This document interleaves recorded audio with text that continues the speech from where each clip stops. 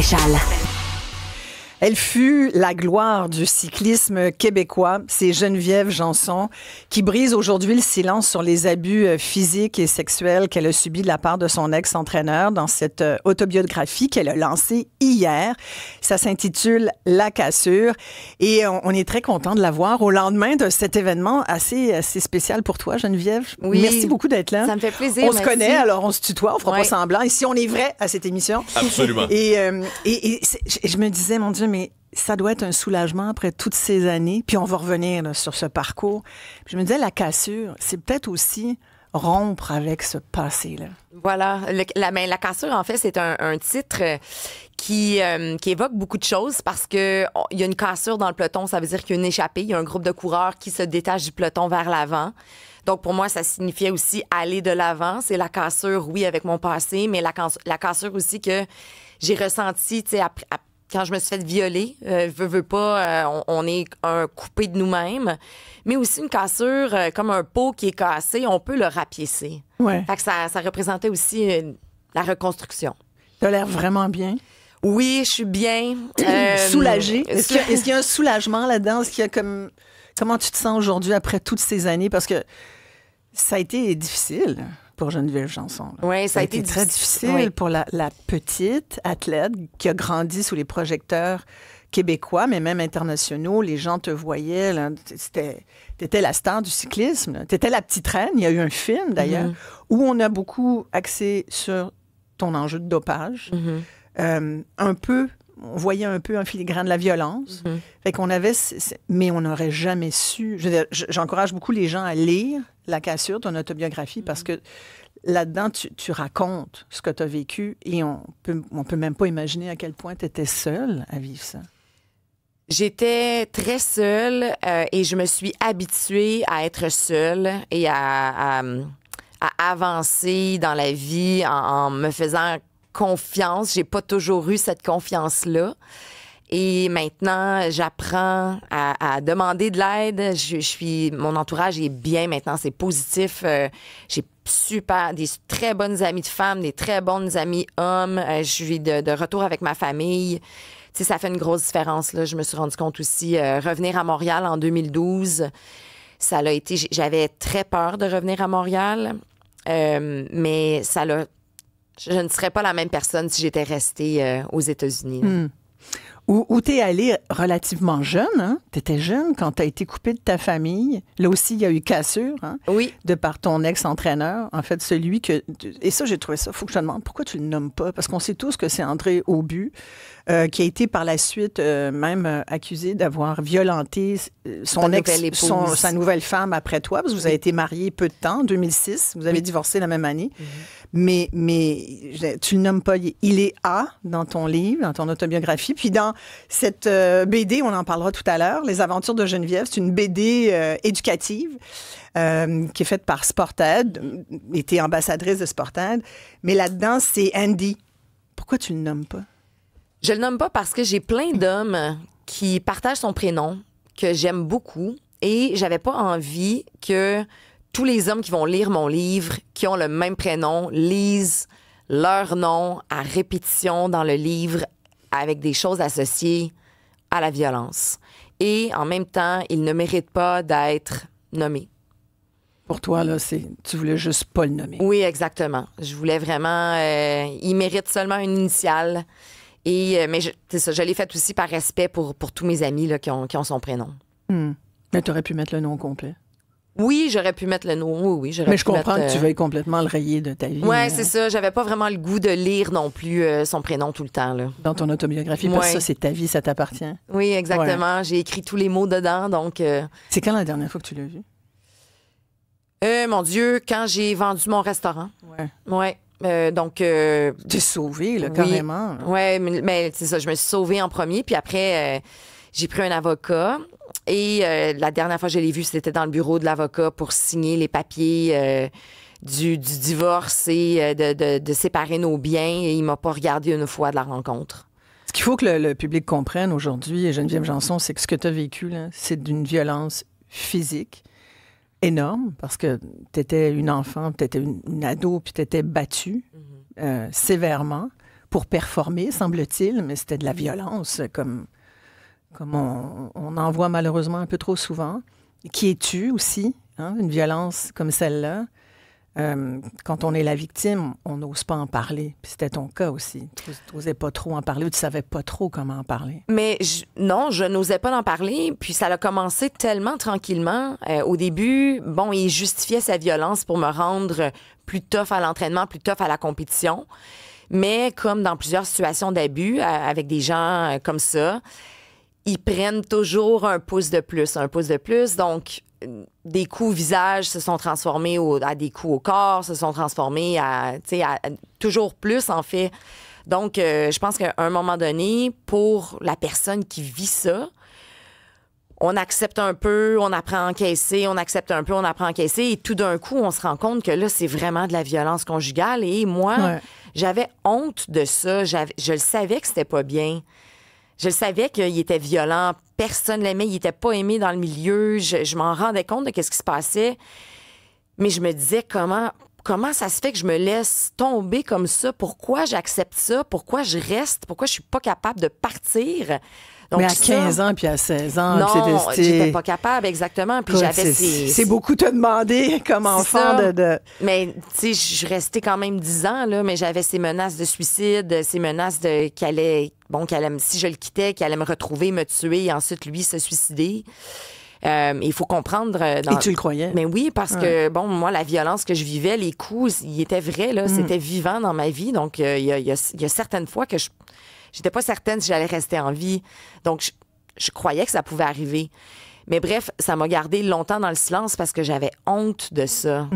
J'avais honte de me laisser tomber. Donc, puis la violence sexuelle. La violence sexuelle qui est arrivée tôt à aussi. 15 ans, oui. Oui. Comment on se relève pas d'un viol à 15 ans facilement, là? Non, c'est difficile. Puis maintenant, je me rends compte que je vais toujours avoir ces traumatismes-là en moi.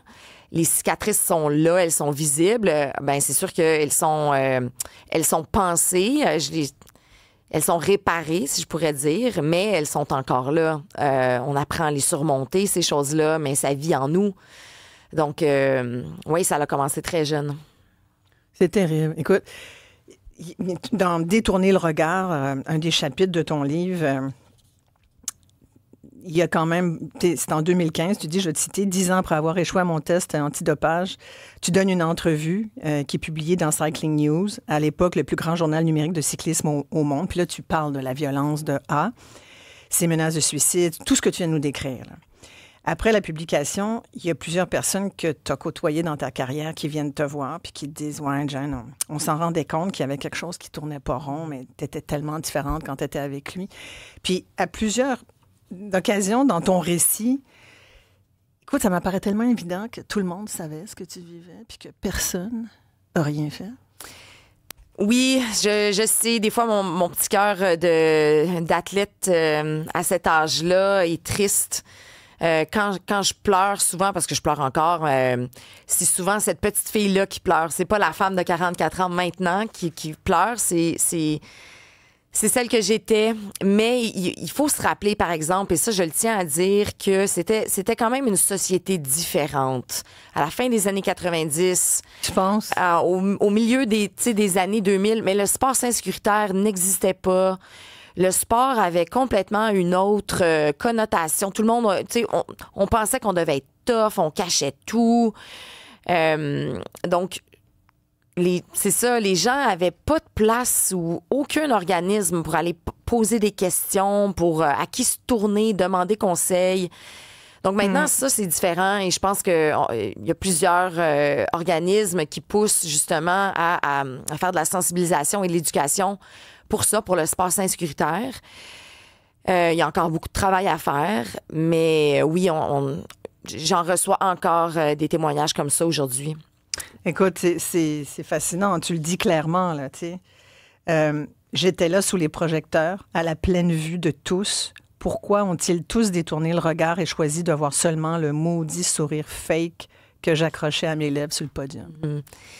Mon sourire, c'était ma meilleure arme de défense pour mentir, en fait, à tous que tout allait bien. Mais même tes parents? Tu sais, il y a un moment où tu dis... quand ton entraîneur appelait, là, tu venais de le laisser d'un entraînement, là, ça avait été intense, il était tout le temps sur toi, là. Puis là, tu arrivais à la maison, tes parents, puis là, tu disais « Ah, si c'est au but, je suis pas là, dites que je suis dans la douche, dites que je suis partie faire des courses ou faire mes devoirs, que je suis occupée. » Bref, tu disais « Je veux pas y parler, là. » Puis tu passais quand même le maudit téléphone. Oui, mais... Tes parents ont pas soupçonné quelque chose? Mes parents se sont fait aussi prendre dans tout ça. Ils se sont fait charmer par lui. Il était très charmeur, puis... Moi, je disais absolument rien à mes parents. Oui, je leur demandais de peut-être pas me prêter le téléphone, mais quand on essaye d'apprendre les valeurs et les bonnes manières à notre enfant, tu sais, j'ai l'impression que mes parents pensaient que ça faisait partie de la routine d'entraînement et que, bon, Geneviève, tu sais, si tu veux pas lui parler, parle-y 30 secondes, mais dis-lui que t'es occupée. Tu sais, moi, je mentirai pas pour toi. Donc, je pense que ça se passait plus comme ça. Mais oui, il m'appelait. J'avais seulement le temps de manger puis de commencer un devoir, puis il était encore au téléphone. J'haïssais ça tellement, là. Je comprenais absolument rien. Mais là, je me rends compte, c'est sûr, avec le recul, que c'était une autre forme de contrôle. Complètement. Et puis, ça aurait pu être détecté. Oui, ça aurait pu être détecté. C'est pour ça que là, maintenant, c'est important d'en parler. Comme le fait de... Tu laisses... Puis il y a beaucoup de gens qui vont se sentir interpellés par ça parce qu'on a beaucoup de jeunes athlètes qui vont aux États-Unis, qui vont en Europe. Tu sais, je pense aux joueurs de hockey, aux joueurs de tennis, nommez-les toutes, là, au soccer, au cyclisme. Oui, c'est pratique courante, en fait, les camps d'entraînement. Mais toi, t'es partie jeune. Oui. Cassure avec ta famille aussi, à 15 ans? Oui, non, je suis pas partie à 15 ans. T'avais quel âge? C'était, mon Dieu, j'avais 18 ans. 18, bon, quand même. Après le championnat du monde, mais c'était quand même pratique courante. Ouais. Les entraînements de canot-kayak, les jeunes partent tout l'hiver en Floride. Tu viens de le dire, là, le tennis, tout ça. Fait que c'était pas... Oui, c'est sûr que ça faisait mal quitter ma famille, mais je savais que d'autres athlètes faisaient ça. C'était monnaie courante pour être la meilleure. Ben, l'hiver, quand on est au Québec et on pratique un sport d'été, on s'en va où il fait chaud. Ouais. Donc, pour moi, ça, c'était pas un normal. Red flag. C'est ça, c'était normal. Moi, j'étais fière d'être assez bonne comme athlète pour mériter des camps d'entraînement. Ouais. Tu sais, parce que, bon, les athlètes qui gagnent pas ou qui ont peut-être un peu moins de talent, ben on leur fera pas manquer une demi-année d'école ou, tu sais, on va s'entraîner à la maison à la place. Écoute, c'est vraiment une anatomie vraiment d'un gourou, d'une relation toxique entre un gourou c'était même pas sa spécialité, le cyclisme en plus. Non, mais... Tu parlais du canot-kayak, c'était plus ça, son affaire. Oui, exactement. Mais... Puis qui a complètement eu le joug total sur toi et ta vie. Là.